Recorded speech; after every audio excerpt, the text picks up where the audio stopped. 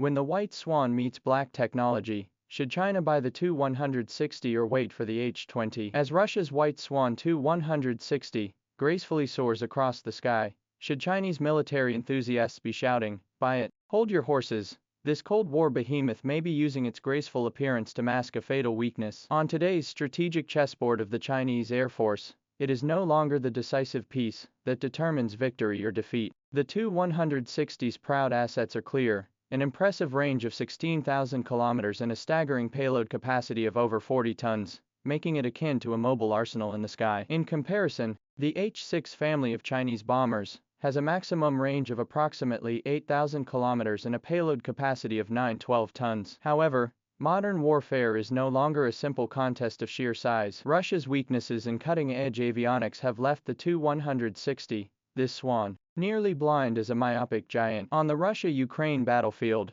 the expensive A-50 early warning aircraft was shot down, fully exposing the vulnerability of Russian large special aircraft in situational awareness and electronic countermeasures. If early warning aircraft are so vulnerable, what about the Tu-160, which serves as a strike platform? Its avionics systems, especially radar, electronic warfare, and data link capabilities, have already fallen behind in the highly contested, information-intensive modern battlefield environment. Its onboard radar detection range, multi-target tracking capability, anti-jamming level, and the critically important electronic self-defense system all lag behind the top-tier standards of the US and China by an entire generation. Without advanced data link support, the Tu-160 operates like an information island, making it highly vulnerable to dimension reduction strikes in modern integrated combat operations. In contrast, our veteran H-6 has undergone a complete transformation. It inherits the Tu-16's airframe, but is infused with a 21st century soul. Advanced radar systems granted far superior long-range detection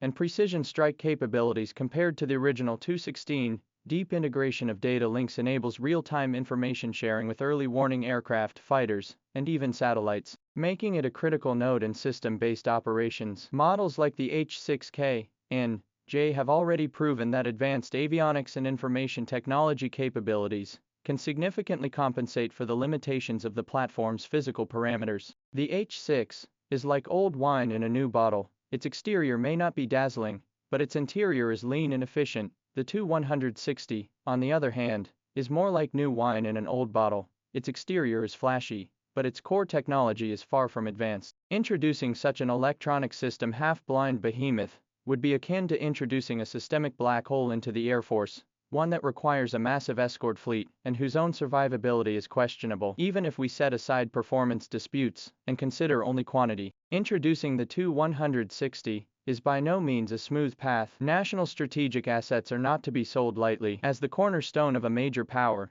the production lines and core technologies of heavy strategic bombers are far more sensitive than the finished products themselves. Even if Russia were willing to sell a few finished Tu-160s, it would never transfer the production lines or technologies. For China, with its long-term strategic needs, a few Tu-160s would be like trying to put out a fire with a cup of water. The size of Russia's own Tu-160 fleet is a clear example. Even after years of claiming to have resumed production, the total number of operational Tu-160 series bombers remains around 20. The production resumption plan launched in 2015 has progressed slowly, with only 2 newly assembled Tu-160M bombers delivered in July 2023. The resumption of production heavily relies on Soviet-era semi-finished aircraft bodies and modifications of old aircraft, while the ability to build from scratch has recovered slowly and has extremely limited production capacity. According to public reports, the ambitious Tu-160M2 modernization upgrade version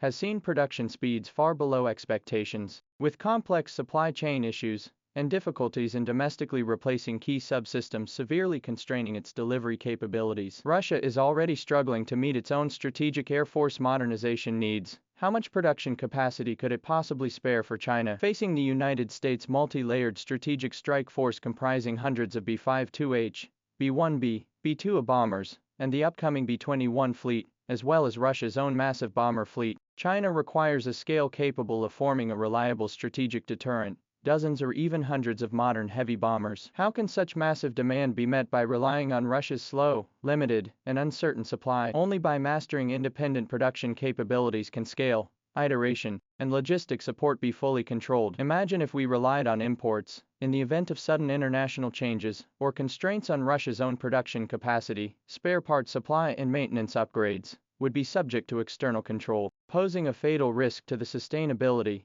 and reliability of our strategic capabilities. Establishing an independent and comprehensive research, development, production, maintenance, and upgrade system for heavy bombers is the unshakable foundation of the nation's air-based strategic capabilities. A deeper contradiction lies in the fact that Russia's sale of the Tu-160 to China is nearly a strategic paradox. History has repeatedly shown that true strategic-level weapon transfers between major powers have almost never occurred. National strategic assets should not be entrusted to others, especially strategic bombers like the Tu-160, which possess intercontinental strike capabilities. From Russia's perspective, once China obtains the Tu-160, regardless of Beijing's intentions, it objectively gains the strategic strike capability against Russia's vast Siberian territories, and even parts of Europe. The Tu-160 can cover most of Russia's strategic targets without refueling, which is extremely sensitive in terms of geopolitics. Moscow's strategic decision-makers are well aware that the lifespan of weapons systems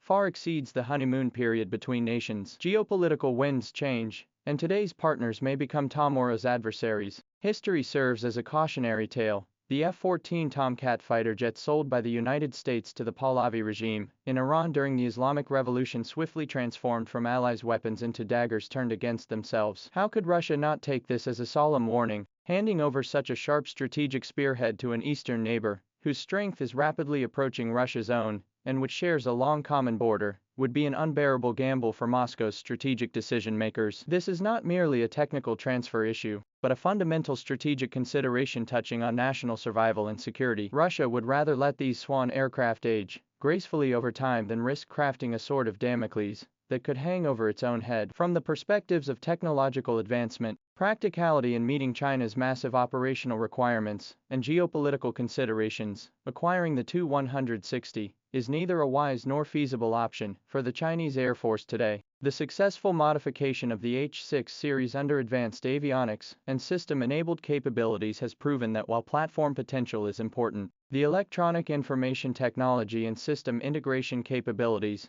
that give the platform its soul are the key to winning in the future. What we need is not a swan with a shiny exterior but an insufficiently intelligent brain, but a Chinese eagle that truly aligns with future battlefields and can seamlessly integrate into a powerful combat system. The H-20 represents precisely this direction. It embodies not only the physical pursuit of greater range and payload capacity, but also the intrinsic requirements of next-generation stealth capabilities, enhanced situational awareness, intelligent combat operations, and deep integration into an airspace integrated, network-centric warfare system. It is the key piece in breaking through the first island chain and achieving true strategic deterrence, as well as China's aviation industry's autonomous declaration of climbing to the pinnacle and realizing the dream of a strategic air force. Fixating solely on comparisons between individual bomber platforms has fallen into the trap of traditional thinking. The core of modern warfare lies in system-level confrontation. The value of the H-20 lies not only in its technical specifications,